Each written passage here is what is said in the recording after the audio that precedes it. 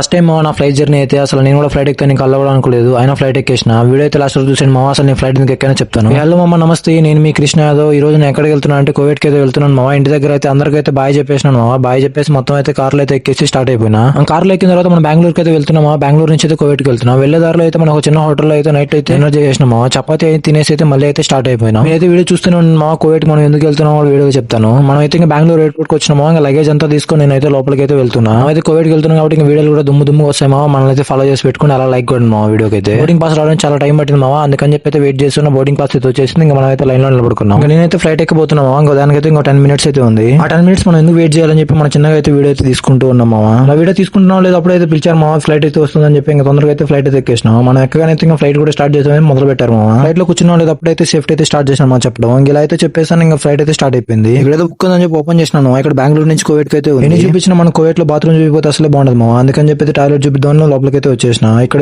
ఒక చిన్న ప్లేస్ మా నేను ఒక్క నిలబడికి అంత సేఫ్ అయితే ఉంది. ఎక్కిన ఫ్లైట్ ఏదో జరిగిరా మావా. అందుకని చెప్పి పొద్దున్న 5:30కి దింపేసింది నాన్ స్టాప్. ఎయిర్పోర్ట్ నుంచి బయటికి రావడానికి నాకైతే గంట టైం పట్టింది మావా. ఎందుకంటే నేను ఫస్ట్ టైం వచ్చిన కాబట్టి ఫింగర్స్ అన్ని అయితే వేయడం అయితే టైం పట్టింది. అందుకని చెప్పి బయట వచ్చి మా మామ కోసం వెయిట్ చేస్తుంటే మా మామ వచ్చినాడు మావా. మన పేజ్ అయితే ఫాలో చేసుకోండి మావా. మంచి వీడియోస్ మీ ముందుకైతే వస్తాను. ఉంటాను మరి. By by.